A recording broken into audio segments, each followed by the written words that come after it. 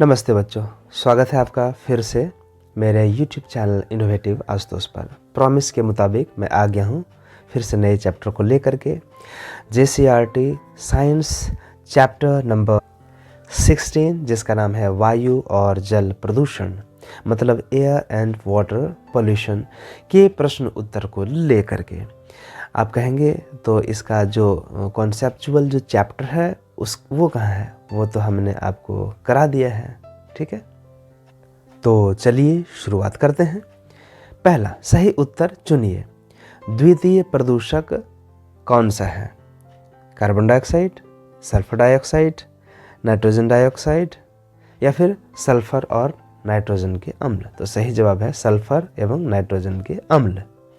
यहाँ आपके मन में प्रश्न आ रहा होगा कि प्रथम प्रदूषक या संदूषक कौन है? तो ये क्या होता है, द्वितीय प्रदूषक होते हैं कि जब वायुमंडल में आपस में प्रतिक्रिया होती है तो उसके कारण जो कंपोनेंट्स हैं जो प्रदूषण पैदा करते हैं वो हैं।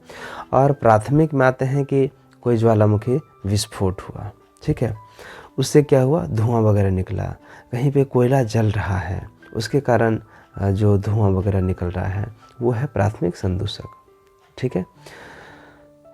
दूसरा, एरोसोल किन सूक्ष्म कणों का बना होता है? दोबारा प्रश्न पढ़ते हैं। एरोसोल किन सूक्ष्म कणों का बादल है? ठोस कण, तरल कण या फिर दोनों में से कोई नहीं। तो देखिए, जब तरल की बात आती है मतलब वो द्रव भी हो सकता है और वो गैस भी हो सकता है। तो इसमें दोनों होगा, ठीक है। ठोस, द्रव और गैस तीनों चीज़ें उसका जो है कणों का बादल होता है ये। अगला प्रश्न, तीसरा, विश्व उष्णन मतलब भूमंडलीय तापन, पूरी दुनिया जो गर्म हो रही है उसके लिए उत्तरदायी प्रमुख गैसें कौन सी है? कार्बन डाइऑक्साइड, मीथेन गैस या फिर दोनों या से दोनों में से कोई नहीं।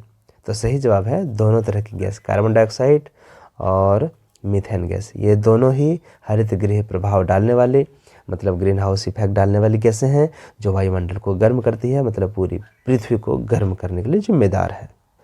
दूसरा प्रश्न, खाली स्थानों को सही शब्दों से भरिए। पहला, जो पदार्थ वायु को संदूषित या प्रदूषित करते हैं उन्हें क्या कहते हैं? तो प्रदूषक। दूसरा, वायु प्रदूषण के कारण श्वास संबंधी रोग होते हैं। कैसे रोग होते हैं? तो श्वास संबंधी रोग होते हैं। तीसरा, कार्बन मोनोऑक्साइड एक विषैली गैस है जो रक्त में क्या ढोने की क्षमता को कम कर देती है या घटा देती है? तो ऑक्सीजन ढोने की क्षमता। चौथा, धूम्र कोहरा या धूम कोहरा क्या चीज़ से मिल करके बनता है? तो धुआं और कोहरा से मिल करके बनता है धूम कोहरा।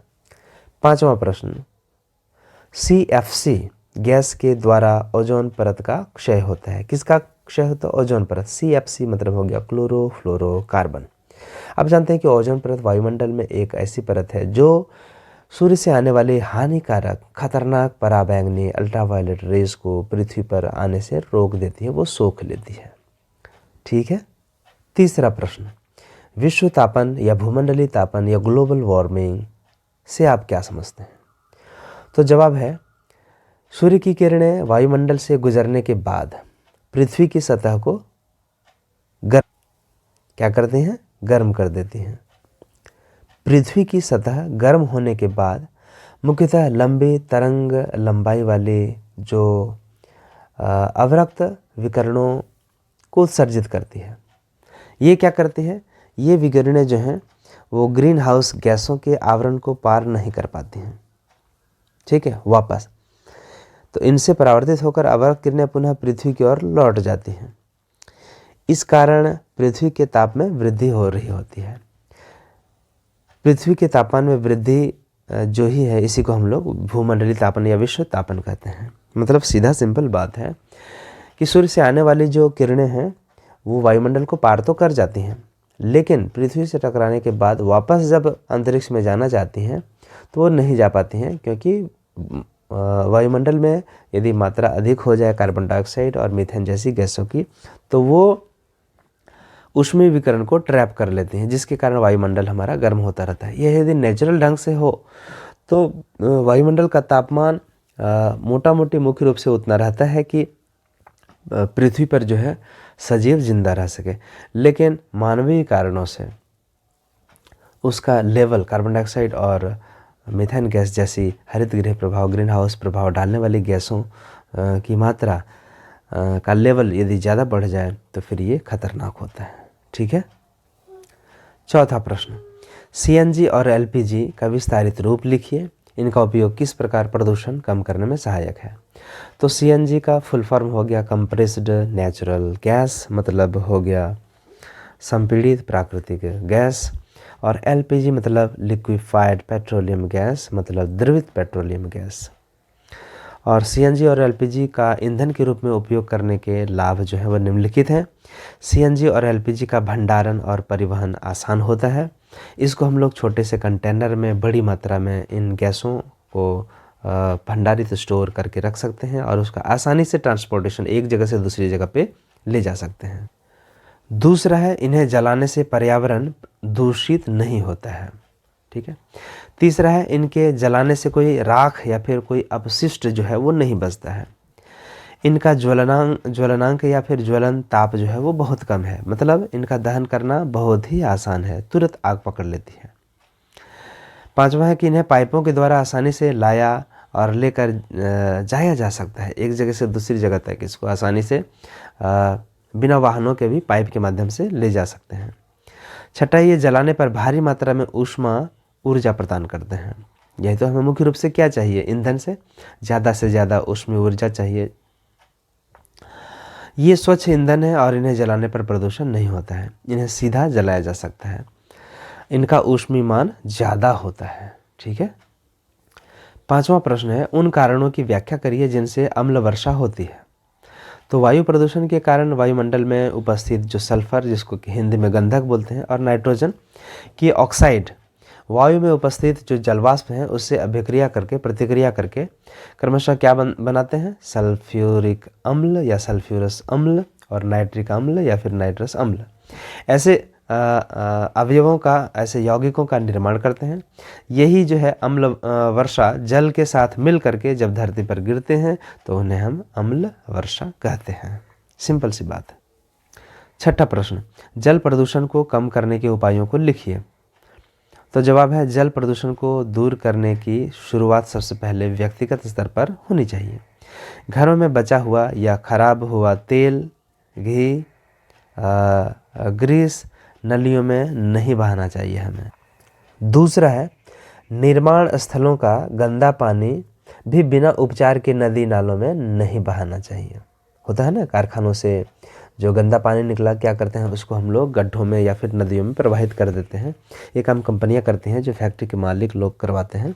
बहुत ही गलत बात है। खेती में कृत्रिम रासायनिक उर्वरक जैसे और पीड़कनाशी, खरपतवारनाशी, इसका उपयोग घटा देना चाहिए या नहीं करना चाहिए।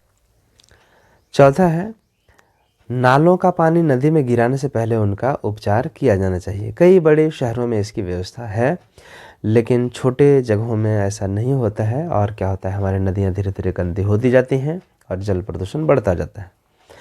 पांचवा है, नदी नालों, तालाबों, कुओं की नियमित सफाई की जानी चाहिए। सातवां प्रश्न, वायु प्रदूषण को कम करने के लिए क्या क्या उपाय किए जा सकते हैं। तो वायु प्रदूषण पर नियंत्रण निम्न प्रकार से कर सकते हैं। घरेलू ईंधन के रूप में और इसकी जगह पर गोबर गैस तथा एलपीजी का उपयोग करना चाहिए। दूसरा है, स्वचालित वाहनों में शीशा रहित तथा सल्फर रहित पेट्रोल का उपयोग करना चाहिए। शीशा रहित और सल्फर रहित पेट्रोल होगा तो क्या होगा कि उससे प्रदूषण कम होगा, वायु प्रदूषण। ठीक है। तीसरा है, साइकिल, ई रिक्शा का प्रयोग बढ़ाना चाहिए। ये क्या हुआ, देखिए साइकिल में तो कोई ईंधन लगता नहीं है ना, सिर्फ वो पैर से चलता है, पहिया से चलता है, न तो पेट्रोल नहीं कोई गैस। और ई रिक्शा होते हैं कि ऐसे ऑटो रिक्शा, आपने ऑटो रिक्शा देखा होगा जो डीजल से पेट्रोल से चलता होगा, लेकिन ई रिक्शा जो है वो क्या होता है, इलेक्ट्रॉनिक रिक्शा, मतलब ये बैटरी से चलती है। चार्ज करिए बैटरी बस और रिक्शा को चलाइए, जिसको आज कल हम लोग टोटो बोलते हैं ना। हाँ, तो ई रिक्शा में यही टोटो आ गया आपका। मुख्य रूप से और यदि आप गैस वाले रिक्शा भी चलाते हैं, जैसे सीएनजी से चलने वाला जो ऑटो है, उसको भी आप बढ़ावा दे सकते हैं। चौथा है, कल कारखानों को आबादी से दूर स्थापित किया जाना चाहिए, क्योंकि कारखाने नज़दीक में रहेंगे, जहाँ पे बस्तियाँ हैं, जहाँ पे लोग रहते हैं, तो वहाँ के लोगों को इससे प्रॉब्लम हो सकता है उसके प्रदूषण से। पाँचवा है, पटाखों का बहिष्कार करना चाहिए। बहिष्कार करने का मतलब सामाजिक बहिष्कार करना चाहिए। जो बड़े बड़े धर्मगुरु हैं, जो अच्छे अच्छे लोग हैं, जिनकी समाज में, राज्य में, देश में मान्यता है, ठीक है, उन लोगों को इसका आह्वान करना चाहिए कि आप पटाखों को कम से कम चलाएं या बिल्कुल नहीं चलाएं, ठीक है, कम से कम करें, क्योंकि पूरा ख़त्म तो नहीं किया सकता है। मेरे जैसे लोग तो कितने लोग होंगे, है ना, सोचने वाले। मुझे याद नहीं है कि मैंने पटाखा कब जो है वो फोड़ा था, वो जो चॉकलेट बम, ये वो, जिसमें जब बहुत ज़्यादा धुआं वगैरह होता है ना। हाँ, तो अभी जब दीपावली वगैरह आती है तो हम लोग क्या करते हैं, मैं अपने घर में, मैंने कब जलाया वो मुझे याद नहीं है, तो अपने छोटा बच्चा है तो उसको जो जलती है और लाइट देती है ना, चमकती है, वो वाला देता हूँ। और एक जो मिर्च पटाखा होता है, उसको जलाते हैं, जिसमें बहुत ज़्यादा साउंड भी नहीं होता है और बहुत ज़्यादा प्रदूषण, वायु प्रदूषण भी नहीं होता है। छठा है कि आवागमन में बाधा डालने वाली पार्किंग से बचना चाहिए। कहने का मतलब है कि पर्सनल गाड़ियों का उपयोग हम लोग यदि कम करेंगे जाने में, और जो सार्वजनिक गाड़ियां हैं उनका उपयोग करेंगे, तो क्या होगा, जैसे मान लीजिए 50 लोग हैं, एक बस में 50 लोग जा सकते हैं, ठीक है। और वही 50 लोग यदि अपनी अपनी गाड़ियों से जाएं, मोटरसाइकिल से जाएं, कोई टू व्हीलर से जाएं, तो इससे क्या होगा कि एक तो ट्रैफिक जाम भी हो जाएगा, और दूसरा इतनी गाड़ियों से जो प्रदूषण निकलेगा वो सब मिल करके एक बड़ा प्रदूषण हो जाएगा, है ना, उसकी मात्रा लेवल ज़्यादा हो जाएगी।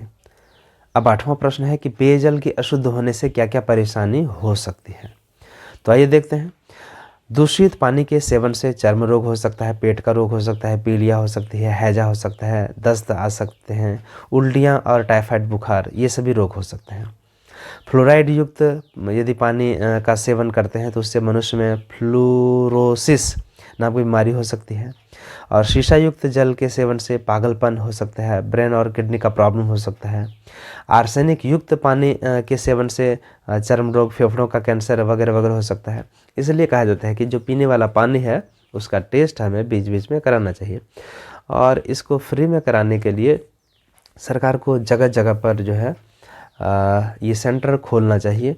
जिस तरह से गाड़ियों में प्रदूषण आपकी गाड़ी तो नहीं कर रही है, इसके लिए 50 रुपये ले करके 6 महीने के लिए या साल भर के लिए, है ना, या 100 रुपये ले करके साल भर के लिए, नई गाड़ियों में होता है ना, तो जो धुआं परमिट देती है, ऐसे ही लोग आराम से बिना पैसे के अपने ब्लॉक में जाएं और वहां जा कर के अपने पानी का टेस्ट वो करा सकें आसानी से।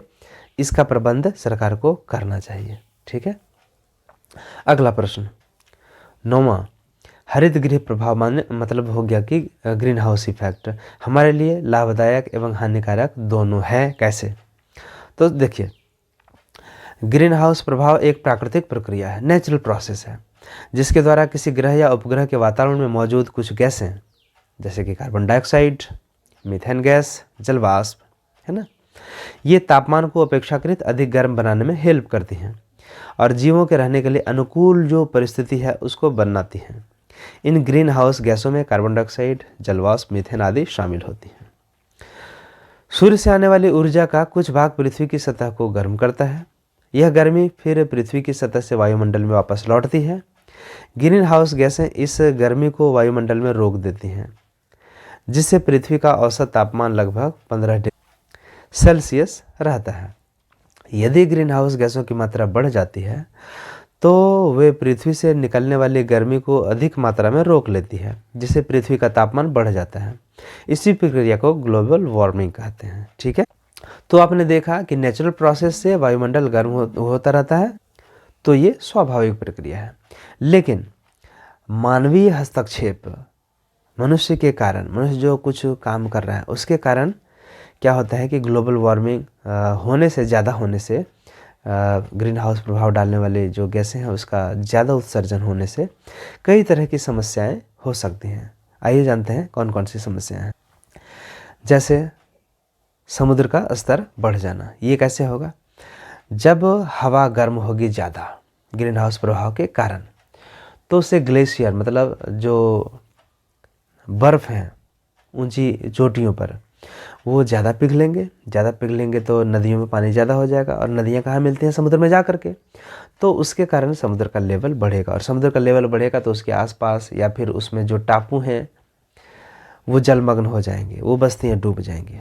दूसरा है चरम मौसम की ये घटनाएं बढ़ सकती हैं, मतलब मौसम का जो चक्र है वो गड़बड़ हो सकता है, क्योंकि मौसम ज़्यादा गर्म हो जाएगा ग्रीन हाउस प्रभाव से।